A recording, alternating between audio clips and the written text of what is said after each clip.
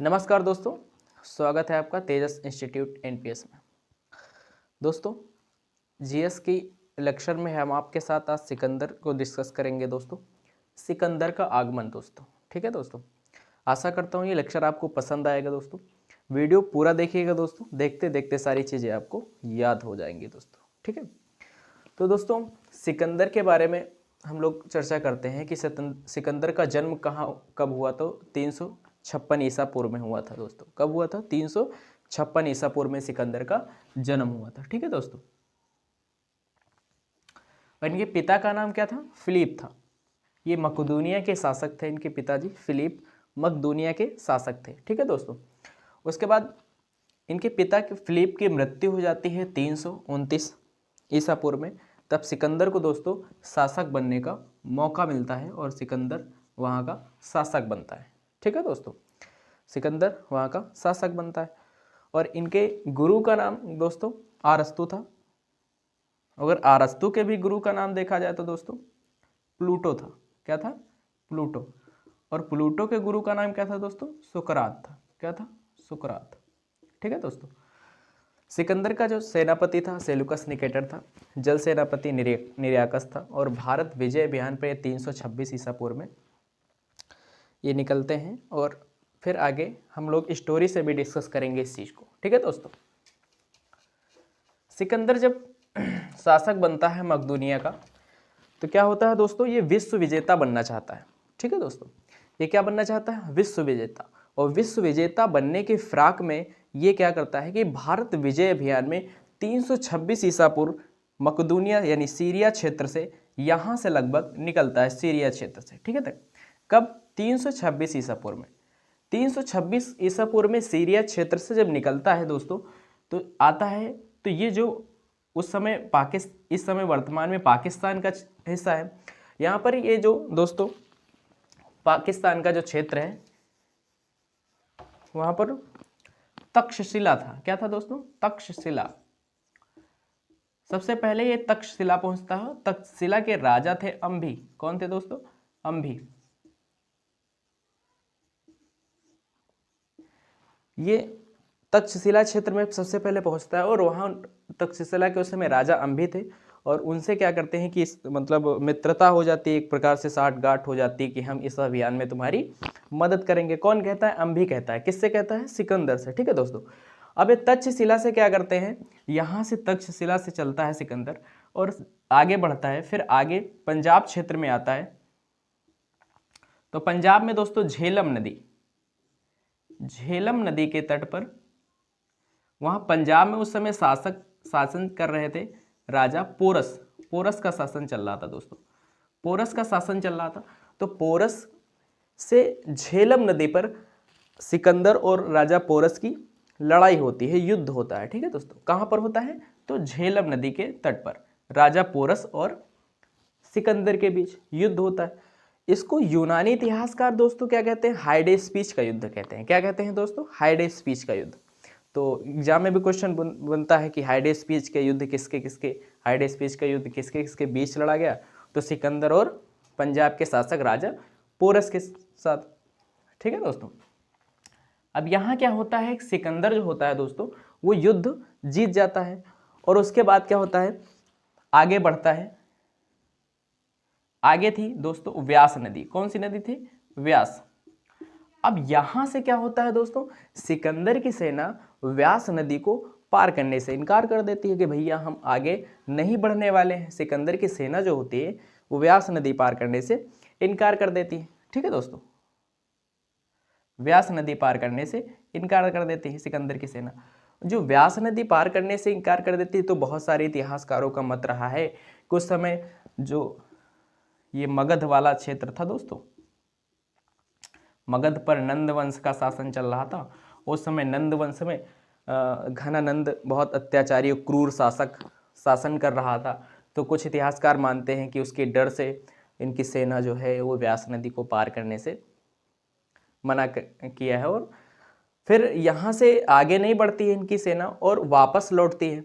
ये सिकंदर भी अपनी सेना को वापस लौटाने का निर्णय लेते हैं। और ये क्या करते हैं कि 325 ईसा पूर्व में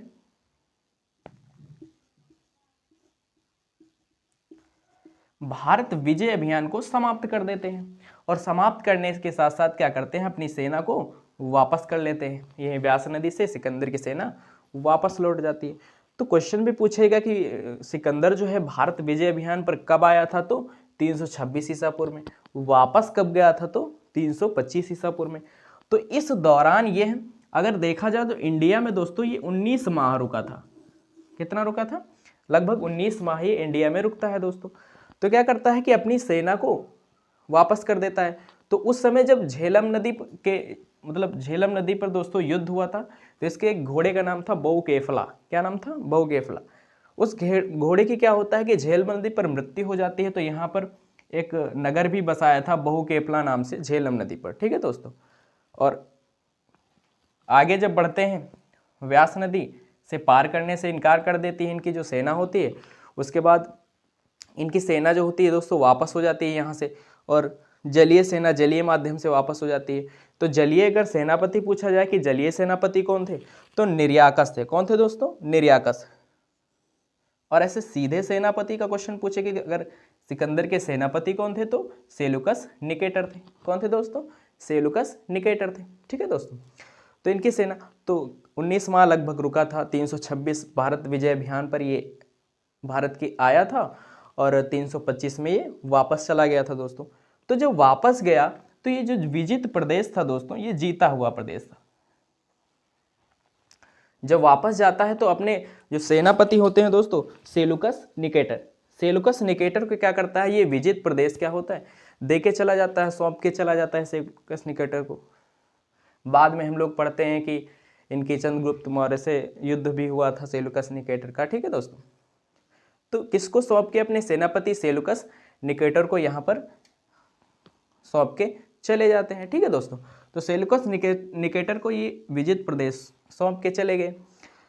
अब जब यहाँ से ये जाता है तो लगभग 323 ईसा पूर्व में, कब दोस्तों? 323 ईसा पूर्व में ईरान क्षेत्र में, कहाँ दोस्तों? ईरान क्षेत्र में, बेबीलोन में इसकी मृत्यु हो जाती है। बेबीलोन ईरान क्षेत्र में दोस्तों, वहां पर क्या होता है कि इसकी मृत्यु हो जाती है। मात्र 33 वर्ष की आयु में, 33 वर्ष की आयु में सिकंदर की मृत्यु हो जाती है दोस्तों। ठीक है दोस्तों। तो इससे कुछ क्वेश्चन बनते हैं जो हमने आपके साथ पुटअप किए हैं। जैसे सीरिया क्षेत्र से निकला, सबसे पहले क्षेत्र में तक्षशिला पहुंचा, वहां राजा अंभी से इसकी मित्रता हुई, फिर आगे बढ़ाए और पंजाब क्षेत्र में राजा पोरस से युद्ध हुआ, जिसे हाइडे स्पीच का युद्ध कहा जाता है। ठीक है दोस्तों। आगे सिकंदर की सेना व्यास नदी पार करने से इनकार कर देती है। ठीक है दोस्तों। भारत विजय अभियान पर 326 ईसा पूर्व में निकला था और 325 ईसा पूर्व में ये वापस चला जाता है और 323 ईसा पूर्व में इसकी मृत्यु हो जाती है। किस क्षेत्र में? बेबीलोन में। ठीक है दोस्तों। तो हाइडे स्पीच का युद्ध किसके किसके बीच लड़ा गया, तो क्वेश्चन आएगा तो राजा पोरस और सिकंदर के बीच। मृत्यु कहाँ हुई? तो बेबीलोन में हुई। कब हुई? 323 ईसा पूर्व में हुई। इनके घोड़े का प्रिय घोड़ा था इनका, उसका नाम क्या था दोस्तों? बहुकेफला। तो हमने बताया कि झेलम नदी के तट पर उस घोड़े की मृत्यु हो गई थी, तो बहुकेफला नगर भी बसाया था इन्होंने। ठीक है दोस्तों। और इनके जल सेनापति निर्याकस थे। तो इनके गुरु का नाम सिकंदर के अरस्तु था। अरस्तु के गुरु प्लूटो थे और प्लूटो के गुरु कौन थे? सुकरात थे। ठीक है दोस्तों। तो एक बार हम रिवीजन कर लेते हैं दोस्तों कि इनका जन्म कब हुआ? 356 ईसा पूर्व में। पिता का नाम क्या था दोस्तों? फिलिप था। ये मकदूनिया के शासक थे। इनके पिता जो थे मकदूनिया के शासक थे। और इनके पिता फिलिप की मृत्यु जब हो जाती है तब इसे शासक बनने का मौका मिलता है और ये विश्व विजेता बनना चाहता है और विश्व विजेता बनने के फिराक में भारत विजय अभियान पर ये निकलता है 326 ईसा पूर्व में। ठीक है। इसके गुरु कौन थे दोस्तों? अरस्तु थे। सिकंदर का सेनापति सेलुकस निकेटर और जलीय सेनापति पूछेगा तो निर्याकस। और भारत विजय अभियान पर कब निकला? 326 में वापस 325 में। हाइडे स्पीच का युद्ध किसके किसके बीच लड़ा गया? पोरस और सिकंदर के बीच। इसकी मृत्यु कब हुई? 323 ईसा पूर्व में बेबीलोन में। ठीक है। और घोड़े का नाम क्या था? बहुकेफला था। 33 वर्ष की आयु में इसकी मृत्यु हो जाती है दोस्तों। आशा करता हूँ दोस्तों ये जो आपके साथ सिकंदर का आगमन हमने आपके साथ डिस्कस किया दोस्तों, ये आपको याद हो गया होगा और समझ में भी आएगा दोस्तों। ठीक है। तो वीडियो को लाइक करें और चैनल को सब्सक्राइब करें और दोस्तों को शेयर करें। Thank you for watching this video.